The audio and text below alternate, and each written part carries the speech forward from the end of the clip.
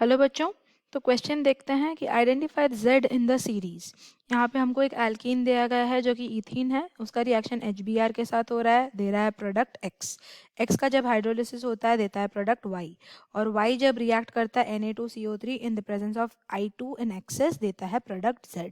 और इस पूरे रिएक्शन में हमको Z आइडेंटिफाई करना है। यहाँ पे 4 ऑप्शन दिया गया है, 4 ऑप्शन में से कौन सा ऑप्शन होगा सही वो प्रेडिक्ट करना है हमको।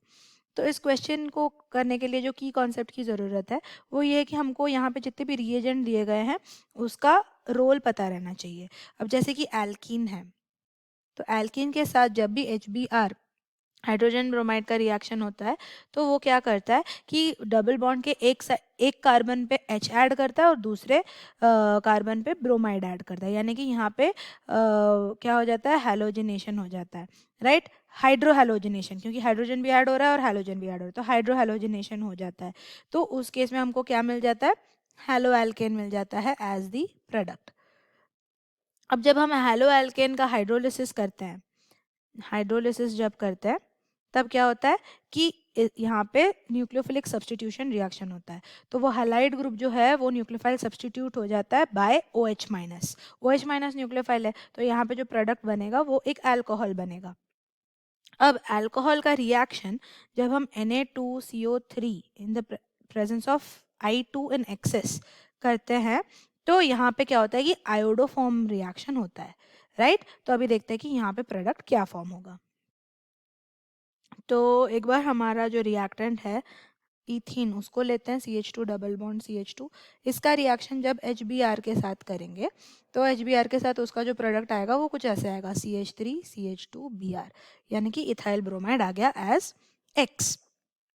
फिर X का रिएक्शन जब हाइड्रोलिसिस हो रहा है, हाइड्रोलिसिस यानी कि in the presence of H2OH plus, क्या हो रहा है इसका रिएक्शन, तो यहाँ पे जो OH माइनस है वो न्यूक्लियोफाइल है, वो जाके अटैक करेगा इस कार्बन पे और ब्रोमाइड जो है लीविंग ग्रुप के जैसा छोड़ के चला जाएगा।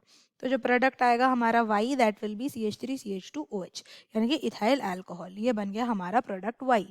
अब Y जो है उसमें CH3CH2OH है, राइट। और इसका रिएक्शन हम कर रहे हैं Na2CO3 I2 इन एक्सेस के प्रेजेंस में। तो ये आयोडोफॉर्म रिएक्शन शो करेगा, क्योंकि एक आयोडोफॉर्म रिएक्शन वही कंपाउंड शो करता है जिसमें अल्फा कार्बन होता है और बीटा कार्बन में मिथाइल ग्रुप होता है। ऐसा अल्कोहल शो करेगा जिसमें अल्फा कार्बन में हाइड्रोजन होगा और बीटा कार्बन जो है वो मिथाइल ग्रुप होगा। तो यहाँ पे हम देख सकते हैं हमारा बीटा जो ग्रुप है वो मिथाइल है और अल्फा हाइड्रोजन 2 है हमारे पास, तो इसीलिए ये रिएक्शन शो करेगा। और यहाँ पे एक प्रोडक्ट हमारा क्या बनेगा, CHI3, जो कि है आयोडोफॉर्म। आयोडोफॉर्म के अलावा यहाँ पे जो साइड प्रोडक्ट रहेगा वो रहेगा HCOONA, यानी कि एक सोडियम एसिड, सोडियम सॉल्ट बनेगा, सोडियम कार्बोक्सिलेट सॉल्ट, जो कि यहाँ पे बनेगा HCOONA, O-Na+, ये एक सॉल्ट बन गया हमारा। तो हमारा जो ऑप्शन सी है that will be the correct answer, क्योंकि आयोडोफॉर्म जो है that is only our Z compound. I hope you understand the solution. Thank you.